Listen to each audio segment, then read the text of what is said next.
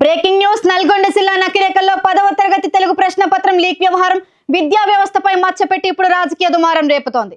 గురుకుల పాఠశాలలో జరిగిన ఈ ఘటనపై పోలీసులు గట్టి చర్యలు తీసుకుంటూ ఇప్పటికే 6గురిని అరెస్టు చేశారు. అయితే ఈ కేసు ఇప్పుడు రాజకీయ రంగు కూడా పులుముకుంటుంది. బీఆర్ఎస్ వర్గాలు స్థానిక ఎమ్మెల్యే వేముల వీరేశం అనుచరులే లీకు కారణమని సోషల్ మీడియాలో ఆరోపిస్తున్నారు.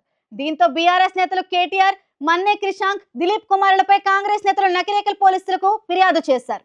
అసలు ఈ మొత్తం వ్యవహారంపై మరింత సమాచారం తెలుసుకోవడానికి మా ప్రతినిధి వంశీ కృష్ణ ప్రస్తుతం నల్గొండ జిల్లాలో లైవ్ లో ఉన్నారు. వంశీ, ఈ పేపర్ లీక్ వ్యవహారం ఇప్పుడు కొత్త మలుపులు తిప్పుతుందంటున్నారు. అసలు ఏం జరుగుతుంది అక్కడ? సో ప్రజెంట్ నల్గొండలో ఉన్నామన్నమాట. మనం నగరికలకు సంబంధించిన అంటే 21వ తారీఖు జరిగిన తెలుగు పేపర్ లీకేజ్ విషయంలో రకరకాలుగా వస్తూ ఉన్నాయి. సో ఝాన్సీ ఎగ్జామినేషన్లో కూర్చున్నప్పుడు పేపర్ వచ్చిన తర్వాత ఒక అగంతకుడు వచ్చేసి పేపర్ ఇస్తావా ఇవ్వవా రాయితో కొట్టే ప్రయత్నం, అంటే రాయితో బెదిరించాడన్నట్టు చెప్తుంది ఝాన్సీ అయితే. సో పేపర్ ఇవ్వకపోతే నేను రాయితో కొట్టేస్తాను అనడంతో ఝాన్సీ భయపడి పేపర్ ఇవ్వడం జరిగింది. సో పేపర్ ఇచ్చిన ఒక హాఫ్ అన్ అవర్కే అధికారులు వచ్చేసి ఝాన్సీని ఆపి ఎగ్జామ్ నుంచి బయటకు తీసుకెళ్ళి నీ ద్వారా పేపర్ లీకేజ్ అయింది, ఎవరికి ఇచ్చో పేపర్ ఎందుకని కొన్ని క్వశ్చన్స్ అడిగిన తర్వాత సో తను సమాధానం చెప్పిన తర్వాత స్టేషన్కి తీసుకుపోయే ప్రయత్నం చేశారు. స్టేషన్లో 9:30 వరకు తన తండ్రితో పాటు 9:30 వరకు స్టేషన్లో ఉన్నది.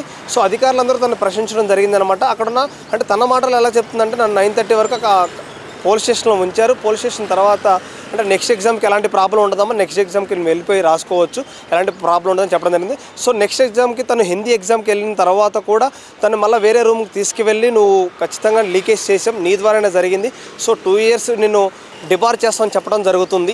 సో మరి తను చెప్పే ప్రయత్నం ఎలా చేస్తుంటే తను ఎవరో తెలియదు, నాకు తెలియకుండానే తన పేపర్ అడిగిన తర్వాత చుట్టుపక్కల వాళ్ళు కూడా ఇవ్వు ఏం కదని అన్న తర్వాత నేను కూడా ఇవ్వడం జరిగింది, తను ఎవరో కూడా తెలియదు అన్నట్టు చెప్తుంది. సో మరి దీంట్లో వివరాల కోసం అంటే మొత్తానికి ఈ ఘటనలో ఎంతమంది ఉన్నారని తెలుస్తుంది వంశీ? 11 మంది మీద కేసు నమోదైనట్టు తెలుస్తుంది. 6గురిని అరెస్ట్ చేసి రిమాండ్ తీసుకున్న 6గురిని ప్రజెంట్ అంటే దాంట్లో జిరాక్స్ షాప్ వాళ్ళు కావచ్చు కానీ ప్రైవేట్ టీచర్స్ని కూడా తీసుకోవడం జరిగింది అనమాట. ఈ పేపర్ లీక్ విషయంలో రాజకీయ కుట్ర ఏమైనా ఉందా? అది జరిగిన తర్వాత దీంట్లో కొన్ని రాజకీయ నాయకులు ఉన్నట్టు కొన్ని మంది ట్వీట్ చేయడం జరిగింది అనమాట. టీఆర్ఎస్ వర్కింగ్ ప్రెసిడెంట్ కేటీఆర్ కూడా దాని మీద ట్వీట్ చేసిన తర్వాత సో తన మీద కూడా మళ్ళీ కేసు నమోదైనట్టు మనకు తెలుస్తుంది. అసలు ఎమ్మెల్యే వీరేశం ఈ ఆరోపణలపై ఎలా స్పందిస్తున్నారు వంశీ? సో వీరేశం గారు చెప్పడం ఎలా చెప్తున్నారంటే బీసీ అంటే దళిత నాయకులు అంటే వాళ్ళకి చిన్న చూపు ద్వారానే ఇలాంటి మా మీద నిందలేస్తున్నట్టు చెప్తున్నారు. గతంలో వాళ్ళ విషయంలో జరిగినాయి కాబట్టి మా విషయంలో కూడా జరగాలన్నట్టుగా మా మీద నిందలేస్తున్నట్టు చెప్తున్నారు. సో దీంట్లో చూసుకుంటే రాజకీయ నాయకులు కూడా దీన్ని ఉపయోగించుకుంటున్నారా లేకపోతే రాజకీయ నాయకులు కూడా దీంట్లో ఉన్నట్టుగా తెలుస్తుంది. ఎందుకంటే ఒక 10th ఎగ్జామ్స్ బోర్డ్ ఎగ్జామ్స్ జరిగేటప్పుడు చాలా పకడ్బందీగా సెక్యూరిటీ ఉంటుంది. సో తన అగాంతకుడైన ఒక వ్యక్తి ఎలా లోపలికి వెళ్ళాడు, ఆ కిటికీ దగ్గర ఉన్న ఝాన్సీని ఎందుకు ప్రశ్నించి ఆ క్వశ్చన్ పేపర్ ఎందుకు తీసుకున్నాడు?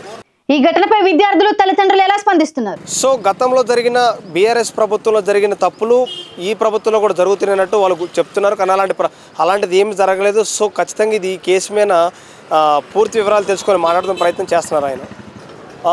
అంటే ప్రజెంట్ ఆయన వీరేశం గారు చెప్పడం దళిత నాయకులన్నా దళిత వాళ్ళన్నా వాళ్ళకి చిన్న చూపు, సో అందుకని మా అమ్మాయిని ఇలాంటి నిందలు వేస్తున్నారని చెప్తున్నారు. ఈ పేపర్ లీకేజీ విషయంపై అక్కడి పోలీసులు ఏం చెప్తున్నారు? ఏమైనా సమాచారం అందించే ప్రయత్నం చేశారా? ఇంకెలాంటి స్పందన అయితే రాలేదు. సో కేటీఆర్ గారు దాని మీద ఒక ట్వీట్ చేసిన తర్వాత కొన్ని మంది ట్వీట్ చేయడం అంటే కాంగ్రెస్ పరంగా అంటే కాంగ్రెస్ కూడా ఎలాంటి తప్పులు జరుగుతున్నాయని చూపించడంతో పాటు వీరేశం గారు ఎలా చెప్తున్నారంటే గతంలో జరిగిన తప్పులు వాళ్ళు ఎలా చూపించుకోవాలో అర్థం కాక మా మీద కూడా నెడుతున్నట్టు చెప్తున్నారు. స్కూల్ యాజమాన్యం భద్రతా లోపాల కారణం వల్లనే ఇలా జరిగి ఉండవచ్చా వంశీ? ఇంకా చెప్పే ప్రయత్నం అయితే చేయలేదు. వాళ్ళు ప్రెస్ మీట్ పెట్టాక పూర్తి వివరాలు చెప్పే ప్రయత్నం చేశారు. ప్రజెంట్ ఝాన్సీని అయితే కలిసే ప్రయత్నం చేశాను. సో ఝాన్సీ ఎలా చెప్తుందంటే నాకు చెప్పిన విధానం ఎలా చెప్పారు.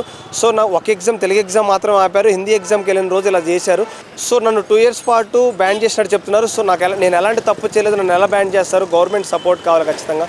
సో నాకు ఎలాంటి న్యాయం జరగకపోతే ఖచ్చితంగా సూసైడ్ మాత్రమే నాకు కారణం అని చెప్తుందన్నమాట. ఈ సంఘటన జరిగిన తర్వాత అయినా భద్రతా చర్యలు తీసుకునే ప్రయత్నం ఏమైనా చేస్తున్నారా లేదా?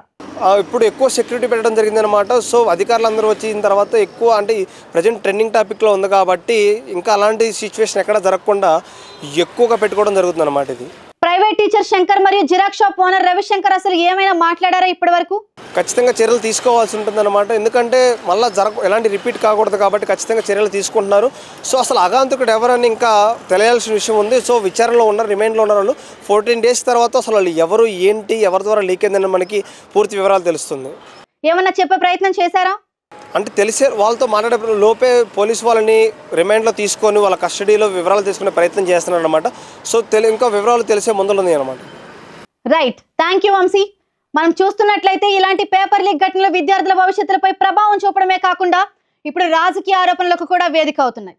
ప్రమాదకరంగా మారుతున్న ఈ పేపర్ లీక్ వ్యవహారంపై ప్రభుత్వం ఏ విధంగా చర్యలు తీసుకుంటుందో, ఎలా స్పందిస్తుందో చూడాలి.